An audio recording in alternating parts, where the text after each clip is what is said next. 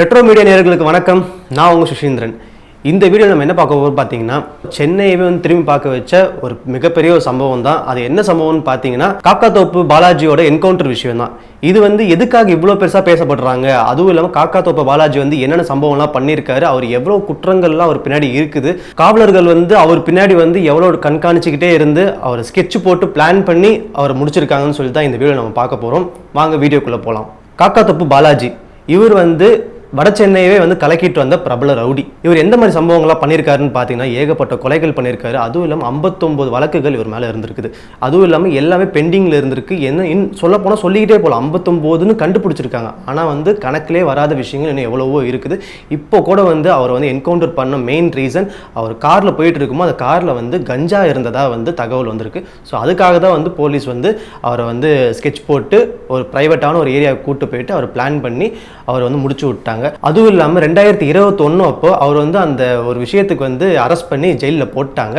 இப்போ வந்து ஜாமீனில் வெளில வந்திருக்காரு. ஜாமீனில் வெளியில் வந்ததுக்கு அப்புறமா வந்து அவர் குடியிருப்பு பகுதியிலேயே வந்து அந்த பிஎஸ்என்எல் கட்டடம்னு சொல்லிட்டு ஒரு இடம் இருக்குது. அந்த இடத்துல வந்து அவர் வந்து தலைமறைவாக இருந்திருக்காரு. ஸோ தலைமறைவாக இருந்த பாலாஜியை வந்து வலைவீசி போலீஸ்காரங்க தேடிக்கிட்டே இருந்திருக்காங்க. ஸோ போலீஸ் டிபார்ட்மெண்ட் வந்து அவ்வளோ தேடிட்டு இருக்கும்போது இந்த மாதிரி காரில் போகும்போது அந்த கஞ்சான ஒரு விஷயம் வந்து கிடைச்சதுனால, அதுவும் இல்லாமல் செக் போஸ்ட்டை தாண்டி அவர் வந்து மரியாதை இல்லாமல் அந்த ரூல்ஸே மதிக்காமல் அவர் காரில் வந்து போயிருக்காங்க. ஸோ அதனால் வந்து போலீஸ் வந்து அவ்வளோ சேஸ் பண்ணி, அதாவது சினிமாவே மிஞ்சின ஒரு விஷயங்க இது. படங்களில் மிஞ்சின அளவுக்கு இங்கே வந்து அந்த அளவுக்கு போலீஸ் வந்து சூப்பராக பண்ணியிருக்காங்க. அதுக்கப்புறமா வந்து ரவுடிஸும் வந்து படங்களை மிஞ்சின அளவுக்கு பயங்கரமாகவே இருக்காங்க.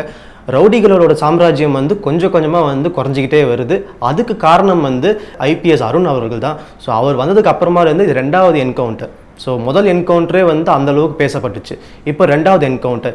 இவருக்கு பின்னாடி பார்த்தீங்கன்னா நிறைய விஷயங்கள் இருக்குது. அதுவும் இல்லாமல் காக்காத்தோப்பு பாலாஜி பின்னாடி வந்து நிறைய பலங்கள் இருக்குது. நிறைய பேர் வந்து அடங்கியிருக்காங்க. ஸோ அவர் அடங்கியிருக்கிறதுன்னு தாண்டி காக்காத்தோப்பு பாலாஜி மட்டுமே இதில் வந்து குற்றவாளி கிடையாது. அவருக்கு பின்னாடி இன்னும் ஏகப்பட்ட குற்றங்கள் இருக்குது. அது எல்லாமே கொஞ்சம் கொஞ்சமாக வந்து ஃபாரன்சிக்கும் அதுக்கப்புறமா வந்து போலீஸ் டிபார்ட்மெண்ட்டும் கண்டிப்பாக வந்து தேடி அலசி ஆராய்ஞ்சு நிறைய விஷயங்கள் நம்மளுக்கு கொடுப்பாங்கன்னு நம்புகிறோம். ஸோ அதே மாதிரி இவருக்கு பின்னாடி வந்து ஏகப்பட்ட விஷயங்கள் இருக்குது. ஜெயிலுக்குள்ளே போனாருன்னு சொன்னனே, ஜெயிலுக்குள்ளே போயிட்டு அவர் சும்மா இல்லை, திருந்தெல்லாம் கிடையவே கிடையாது. உள்ளே இருந்து ஸ்கெட்ச் போட்டு வெளியில் நிறைய விஷயங்கள் பண்ணிட்டு இருந்திருக்கா, ஏகப்பட்ட சம்பவங்கள் பண்ணிட்டு இருந்திருக்காரு. அந்த அளவுக்கு மிகப்பெரிய ஒரு ரவுடி தான் காக்காத்தோப்பு பாலாஜி. நம்ம படங்களில் கூட அந்த அளவுக்கு ஒரு பயங்கரமான ரவுடியை பார்த்துருக்கவே மாட்டோம். அந்த அளவுக்கு வந்து ஒரு மனசாட்சியே இல்லாத எவ்வளோ பேரை கொலை பண்ணியிருக்காரு. அதுவும் இல்லாமல் பில்லா சுரேஷ் அப்படின்னு சொல்லிட்டு பிரபல ரவுடி ஒருத்தர், அவரு வந்து ஓரளவுக்கு பண்ணிட்டு இருந்தார் தான். ஆனால் அவருக்கும் காக்காத்தோப்பு பாலாஜிக்கும் வந்து எந்த விதமான ஒரு பொருத்தமே இல்லாமல் 2 பேர்த்துக்கும் அவ்வளோ கருத்து வேறுபாடு இருந்திருக்கு. ஆக மொத்தம் பார்த்தா இந்த படத்தில் வந்து ஹீரோ வில்லன் அப்படின்னு சொல்லிட்டு எதிரெதிராக மோதி பார்த்தீங்களா, அந்த அளவுக்கு வந்து பகை வந்து அவங்களுக்கு டெவலப் ஆகி கிடக்குது. இந்த நிலையில் பில்லா சுரேஷ் வந்து தூங்கிட்டு இருந்த நிலையில் வீட்டுக்குள்ளே இறங்கி, அதாவது மேல் கூரையை உடைச்சி காக்காத்தோப்பு பாலாஜி வந்து அவரும் அவரோட கூட்டாளிகளும் சேர்ந்து வீட்டுக்குள்ளே இறங்கி பில்லா சுரேஷோட மனைவி முன்னாடியே வந்து கண்டந்துண்டமாக அவ்வளோ ரூத்லெஸ்ஸாக கொடூரமான ஒரு கொலையை வந்து பண்ணியிருக்காரு. ஸோ காக்காத்தோப்பு பாலாஜி பண்ணதுலேயே மிகப்பெரிய ஒரு கொடூரமான கொலை தான் அது. ஸோ அந்த கொலையை வச்சே வந்து காக்காத்தோப்பு பாலாஜிக்கு வந்து பேரும் பயங்கரமாக கிடச்சிது. அதுவும் இல்லாமல் பெரிய வழக்கில் சிக்கி அவருக்கு மேலே அவ்வளோ பெரிய பனிஷ்மெண்ட்டும் கிடச்சிது. ஸோ இந்த மாதிரி சொல்லிக்கிட்டே போகலாம். அதுவும் இல்லாமல் ஏகப்பட்ட பேர்த்துக்கிட்ட பணப்பறிமுதல், அதுக்கப்புறமா வந்து இல்லீகல் விஷயம், அதுவும் இல்லாமல் ட்ரக்ஸு, இந்த மாதிரி ஏகப்பட்ட விஷயங்களில் வந்து அவர் மாட்டியிருக்காரு. அதுக்கப்புறம் பார்த்தீங்கன்னா என்ன இருந்தாலும் வந்து தாய்க்கு தன் குஞ்சு பொன் குஞ்சுன்னு சொல்லுவாங்க பார்த்தீங்களா. காக்காத்தோப்பு பாலாஜியோட தாயார் வந்து ஐயோ என் புள்ள வந்து திருந்தி வாழணும்னு நினச்சான், திருந்தி வாழ்கிறவனுக்கு வந்து ஒரு சான்ஸ் கூட கொடுக்காம போலீஸ்காரங்க அநியாயமாக வந்து இப்படி வந்து பிளான் போட்டு அவனை வந்து கொன்னுட்டாங்களே, இதில் என்ன நியாயம் இது, திருந்தி வாழ்கிறதுக்கு ஒரு சான்ஸே தர மாட்டிங்களா அப்படின்னு சொல்லிட்டு அவங்க தாயார் வந்து ஒரு பக்கம் கதறிட்டு இருக்காங்க. அதுவும் இல்லாமல் காக்காத்தோப்பு பாலாஜி வந்து அவரோட ஆர்கன்ஸை வந்து தானம் பண்ணுறதா வந்து ஆல்ரெடி சொல்லியிருந்தாராம். ஸோ அதனால் வந்து இப்போ போஸ்ட்மார்ட்டம் ரிப்போர்ட்லேயே வந்து அதெல்லாம் எழுதி பக்காவாக பிளான் பண்ணி அவங்க பாட்டு அந்த ப்ரொசீஜர் படி காக்காத்தோப்பு பாலாஜி உடல் உறுப்புகள் வந்து கண்டிப்பாக வந்து தேவையான முறையில் பயன்படுத்திக்கலாம் அப்படின்னு சொல்லிட்டு அவங்க வந்து அதுக்கான ப்ரொசீஜர்ஸ்லாம் பார்த்துட்டு இருக்காங்க. என் புள்ள வந்து அப்படிப்பட்டவன், என் புள்ள வந்து இப்படி, என் குடும்பமே இப்படி தான், என் புள்ள வந்து 2 நாளைக்கு முன்னாடி என்கிட்ட பேசிகிட்டு இருந்தான், ஃபோனில் பேசிகிட்டு இருந்தான், அதாவது வந்து என் பேர குழந்தைங்கிட்ட பேசிகிட்டு இருந்தான், எதுக்கு இவ்வளோ நேரம் தூங்கிட்டு இருக்காங்க, எழுப்பி விடுங்க, நான் பார்க்கணும் பேசணும் அப்படின்னு சொல்லிட்டு அவ்வளோ ஆசையாக பேசிகிட்டு இருந்தான். பார்த்தா போயிட்டு வரேன்னு சொன்னவன் திரும்பி வரவே இல்லை. ஸோ இந்த மாதிரி பண்ணிட்டாங்க அப்படின்னு சொல்லிட்டு அவங்களோட தாயார் வந்து ஒரு கதறிட்டு இருக்காங்க. காக்காத்தோப்பு பாலாஜி வந்து எவ்வளோ சம்பவங்கள் பண்ணியிருக்காரு. அதுவும் இல்லாமல் ஜெயிலுக்குள்ளே போயிட்டு அவர் சும்மா இல்லாமல் போலீஸுக்கு அவ்வளோ குறைச்சி கொடுத்து வெளியில் ஏகப்பட்ட அசைன்மெண்ட்டு முடிச்சு கொடுத்துருக்காருன்னு சொன்னோம் பார்த்தீங்களா. அதுக்கு முன்னாடி வெளியில் வந்து கண்டிப்பாக வந்து அசைன்மெண்ட்லாம் கொடுத்து அவர் பத்திரமா பார்த்துக்கிட்ட வட சென்னையை கலக்கிட்டு இருந்த நாகேந்திரன் ஒருத்தர் தான். ஸோ அவரு பிரபல ரவுடி தான். அங்கே வட சென்னையை கலக்கிட்டு எத்தனையோ மக்களை வந்து பாதிப்பு ஏற்படுத்தி அந்த அளவுக்கு வந்து வட சென்னையை திரும்பி பார்க்க வச்சு ஒரு நடுக்கத்தில் வச்சிருக்க ஒரு ரவுடி தான் வந்து நாகேந்திரன்.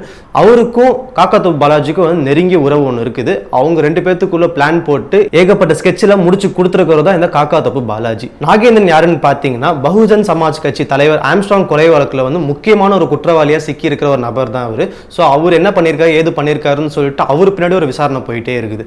ஸோ அவருக்கெல்லாம் பக்காவாக ஸ்கெட்ச் போட்டு பிளான் பண்ணி பக்காவாக அந்த அசைன்மெண்ட்டை வந்து முடிச்சு கொடுத்தவர் தான் இந்த காக்காத்தோப்பு பாலாஜி. ஸோ இந்த அளவு கொடூரமான ஒரு ரவுடிஸாக இருக்காங்களே, இவங்களெல்லாம் வந்து போலீஸ்காரங்க எப்படி சும்மா விடுவாங்க?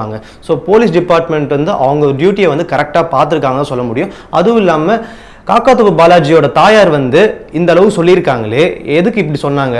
அதாவது என் புள்ள வந்து திருந்தி வாழணும்னு நினச்சிருக்கான், திருந்தி வாழ்றவங்க சான்ஸ் கூட கொடுக்காம அந்த அளவுக்கு பண்ணியிருக்காங்களே, இது என்ன நியாயம் இது அப்படின்ட்டு போலீஸ்காரங்களுக்கு குறைச்சல் கொடுத்துருக்காங்க. போலீஸ் டிபார்ட்மெண்ட்டே மொத்தமாக வந்து ஆட்டி வச்சிருக்காங்க. ஸோ அதனால் வந்து போலீஸ்காரங்க வந்து வெளியில் அவர் ஜாமீனில் விடுற மாதிரி விட்டு அதுக்கப்புறமா வந்து கண்டிப்பாக வந்து அவர் என்னென்ன பண்ணணுமோ பண்ணி தான் ஆவாங்க. ஸோ போலீஸ் டிபார்ட்மெண்ட் அவங்க பண்ணிட்டு இருக்க வேலைகள் வந்து ரொம்ப கரெக்டாகவே பண்ணியிருக்காங்க. அதுவும் முக்கியமாக சொல்ல போனால் ஐபிஎஸ் அருண் அவர்களுக்கு வந்து பெரிய வாழ்த்துக்கள். அவர் பண்ணிட்டு இருக்க செயல் வந்து உண்மையிலே வந்து மக்களுக்கு ஒரு பாதுகாப்பான செயலாக தான் பண்ணிட்டு இருக்காரு. நிறைய விஷயங்கள் பண்ற. அவர் வந்ததுக்கு அப்புறமாலேருந்து நிறைய விஷயங்கள் வந்து மாற்றங்கள் நிறைய ஏற்பட்டிருக்கு. ரவுடிகளின் சாம்ராஜ்யம் வந்து கொஞ்சம் கொஞ்சமாக வந்து அடிமட்டமாக அழிஞ்சிட்டு இருக்குது. படத்தில் பார்க்குற ரவுடிசம் வேற. படத்தில் மாசா மியூசிக்லாம் போட்டு அந்த அளவுக்கு இருக்கும் இந்த அளவுக்கு இருக்கும், நியாயத்துக்காக போராடுறோம் அப்படின்ற மாதிரி இருக்கும். ஆனால் வந்து இந்த விஷயத்தில் ரியாலிட்டியில் பார்க்கும்போது பொதுமக்களுக்கு அவ்வளோ பெரிய பாதிப்புகள் இருக்குது. ஏன் இப்போ கூட வந்து துறைப்பாக்கம் ஏரியாவில் வந்து ஒரு பெண்ணோட உடல் வந்து சூட்கேஸில் அறுத்து போட்டு அந்த அளவுக்கு பண்ணியிருக்காங்களே, கொடூரமாக பண்ணியிருக்காங்களே. அதுவும் இல்லாமல் அந்த சூட்கேஸில் அறுத்து போட்டு பொதுமக்கள் இருக்கிற இடத்துல வந்து போட்டு வச்சுட்டு போயிருக்காங்க.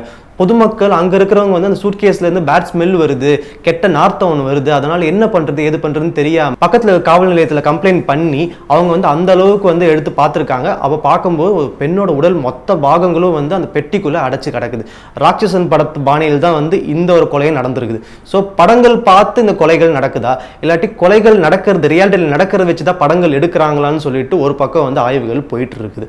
ஸோ அதனால வந்து எல்லாருமே வந்து சேஃபாக இருக்கிறதுக்காக போலீஸ் டிபார்ட்மெண்ட், தமிழ்நாடு அரசாங்கம் எல்லாருமே வந்து கடுமையான ஒரு ஆக்ஷன் எடுத்துட்டு தான் இருக்காங்க. அதை நம்ம கண் கூட பார்த்துட்டு தான் இருக்கிறோம். இன்னும் எத்தனை ரவுடிகள் வந்து என்கவுண்டர் செய்யப்படுறாங்கன்னு சொல்லிட்டு நம்ம வெயிட் பண்ணி பார்ப்போம்.